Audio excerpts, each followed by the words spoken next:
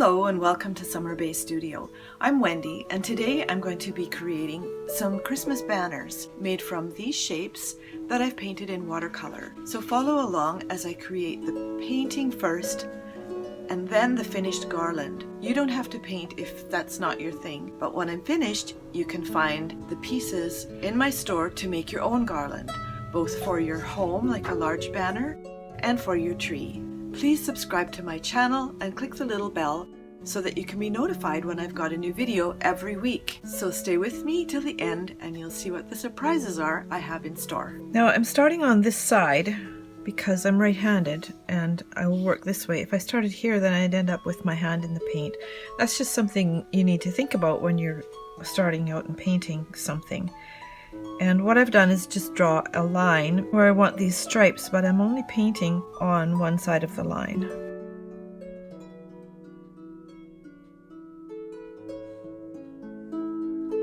And I probably will go over my cutout lines because I want nice clean edges. And I'm using straight alizarin crimson. I'm not mixing it with any other colors because I think it's perfectly dazzling on its own. So I'll see how this looks when I'm done. We might add more to it, I'm not sure. This is amazingly relaxing because it requires concentration in order to keep to the lines, but your mind can wander anywhere. I think it's probably good for mental health. Now, if you want to make something like this, I just drew the outline, put in the lines for the stripes, and started painting. Now, I'm just going to let this dry and consider whether I want to add some green. I really like it in the red and white, but I need to think about it. So for the second one, I've drawn a plaid design, and it should be interesting because the colors have to overlap each other in a plaid. So for this one, I'm going to use Hooker's Green, which is a really luscious, let me show you. If I can move this. It's this green.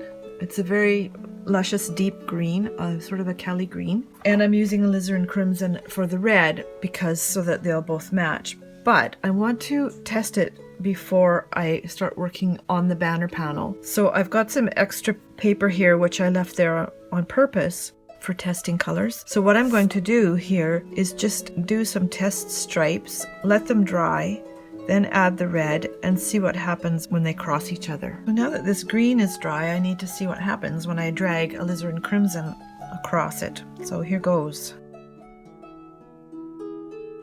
That's what I was afraid of. It picks up the green. So here's my buffalo check banner piece. I don't even know what you call these things. We'll just call them banner pieces. So I'm going to work on that in a minute. But first I want to go back to this one. Now this is the plaid one. And I tried red over green. I tried using it lighter and putting the red in when it was wet, which looks a mess. And then using deeper color and putting it in also. A mess, just a mess. In fact, that paint is still kind of wet, so we'll just dab it out of there because I'm not going to use that anyway. But you can see the value of testing something before you start painting, because if you don't know what it's going to turn out like, you don't want any horrible surprises. So I'm going to go ahead with this because even though the green does bleed a little bit with the red, it just turns it a deeper red, and I'm okay with that. Here's something unusual. I decided to try green over red. So I put the Hooker's Green over the alizarin crimson. It's okay there, but when it's a little bit thicker, the alizarin actually resists it, which is the opposite of what happens if I do it the other way. So that actually works. So that's the way we'll go.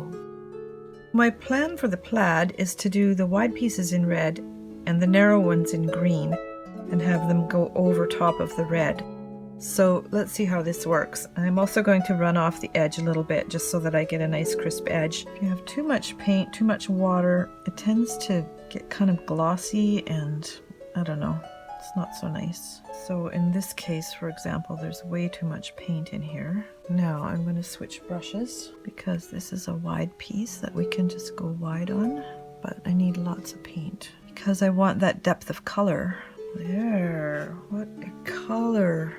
I'm going to come back to the narrower ones with my other brush since I've got this brush already full. You'll notice my lines aren't perfect. I didn't use a ruler to draw them because I wanted something a little bit more hand done looking. This is going to be pretty. I want to pull all this moisture, all this paint down to the bottom so that it doesn't puddle on my figure. There we go. So now that these broad bands are dry, I can paint in the narrower ones without messing them up. So I'm just going to do that with this brush. It is slow and careful work. Now to see how this turns out. So first I'm going to paint in the green parts that are currently white. And I'm not worried too much if there's a little bit of white showing. I'm trying not to overlap the red, but sometimes that happens. But I'm okay with that because it's still kind of pretty. And this is not as easy as you might think. Nice and bright. Wow, I love it. I need to have an absolutely steady hand, and I don't appear to have that. So it will be what it will be. And like most watercolor, it ends up being beautiful anyway, even if it doesn't turn out exactly as you plan, which is why I love it so much. Now, while those lines are drying, before I put the horizontal ones in, I'm going to work on the buffalo check. This is where I speed up the video because watching this slow progress, you just have to go slowly with it, unless you've got a completely steady hand, which I haven't apparently.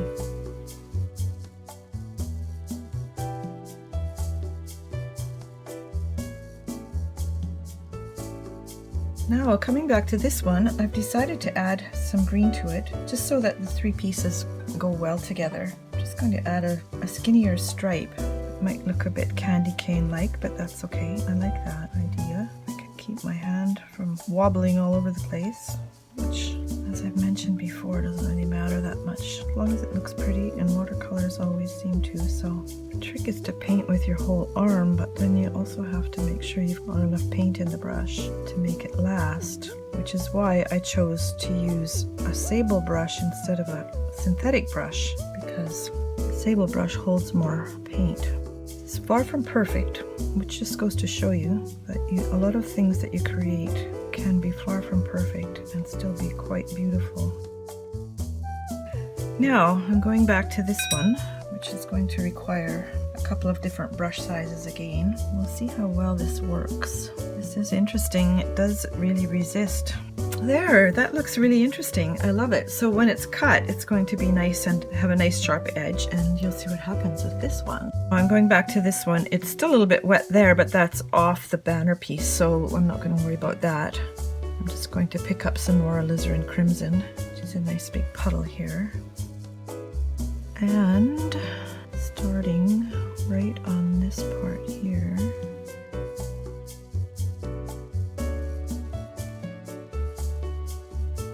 Again, this is going to be a surprise how it turns out, because I've never done anything quite like this with this paint before. So I want the look of it being checked, which is darker in where they intersect, but I'm not sure it's going to work.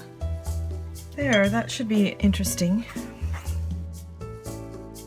So here are our three pieces. Now, as I said, it's going to have a nice clean cut on the edge there, so this is just like draft. And same with this one and this one, which is still a bit wet in here.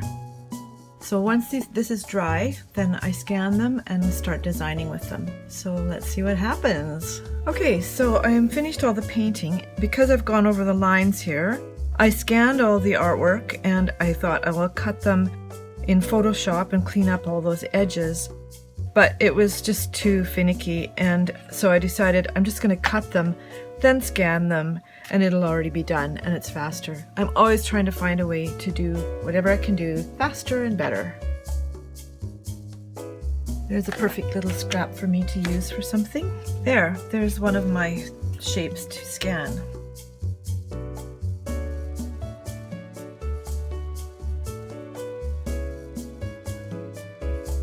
And there's our second one. I like it. Now this one, I actually moved the lines because it looked so asymmetrical, it bothered me. My scraps are going to come in very handy because I've got some projects in mind that I think you'll really enjoy. I know I will.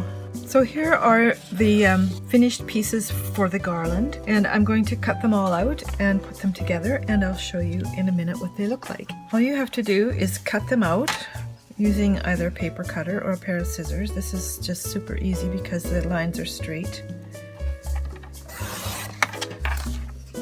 And you end up with these kind of pieces. I love the color of red, how it came out with my printer. It wasn't actually what I expected, but I think it has kind of a country feel or an old-fashioned feel to it rather than bright red. Here I have all the pieces for the garland. I cut out 3 of each design, and we're going to put them together now, and really it could not be easier. So all you have to do is get a hole punch like this and punch a hole in each corner, about maybe 1/4 of an inch in from each side. I can do 2 at once here. This goes a little bit faster now.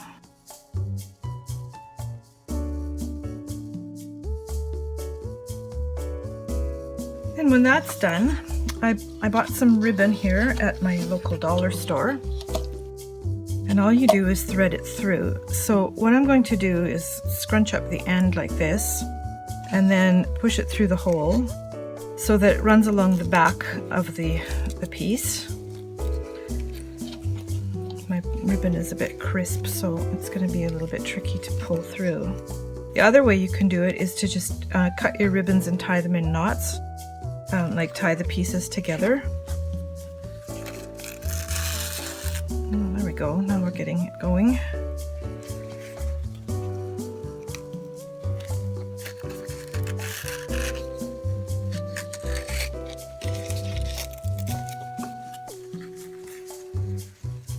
And the next one will go next to it. Now you can have either have them close together, or you can move them farther apart. It's just up to you. And if there's some tension in your ribbon like this, then they'll stay where you put them. Let's give that a twist.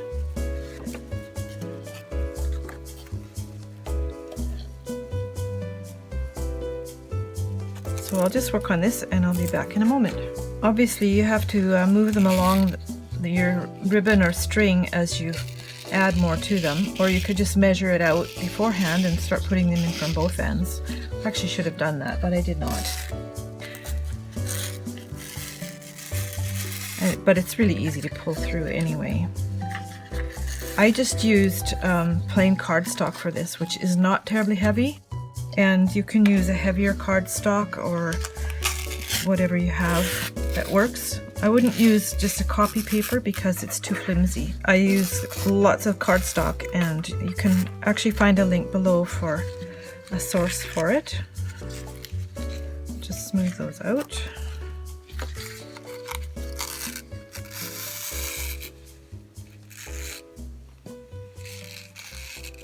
Notice how I'm holding it with both fingers and my thumb.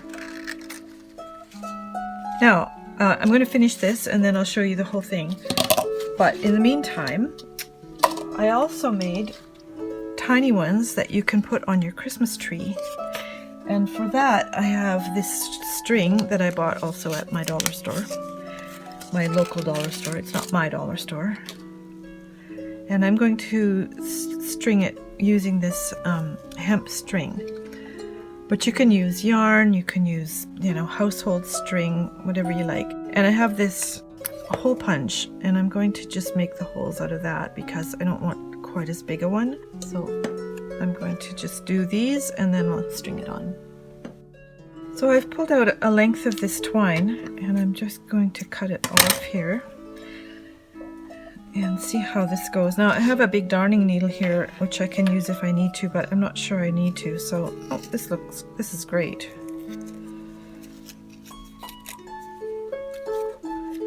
Just have to kind of pull it all through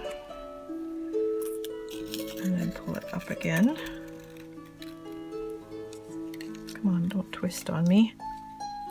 Stop it.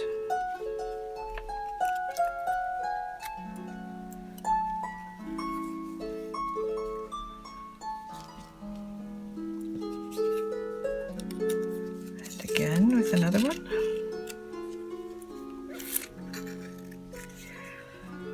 And like before, you can have them as close together as you want to. And because the twine is kind of rough, they don't really slide on it. So if I wanted for my Christmas tree to have them this far apart, they're going to stay there. And I think that is just fantastic. So I'm really delighted with how these turned out. I hope that you can make some yourself. You'll find all the patterns in my shop at summerbaystudio.com. And you can just purchase it there and download it and start working on it. So how great is that? Now here's my whole garland. So as you can see, I've put them all together with the ribbon. Now, you know, you can add to this if you want. You can decorate it. You can put glitter on it or draw on it or add whatever you feel like. And it's just such a fun project. And also, here's my little tree one, which was also really fun to put together and so simple, so easy that anyone can do it. After I finished stringing all these together, so I had this idea to decorate these with some of my stickers. And I made these in a different video. I'll link it below. And I just picked out some that I thought would look really nice with these. And then I can just decorate them with a little added touch. So these are all in my store as well at summerbaystudio.com, and I hope you'll go have a look. I'm moving more into creating things with my watercolors, and I think you'll find it fun to kind of follow along because I've got some really fun paper crafty ideas. Check out my other videos and subscribe to my channel, and I'll see you next time.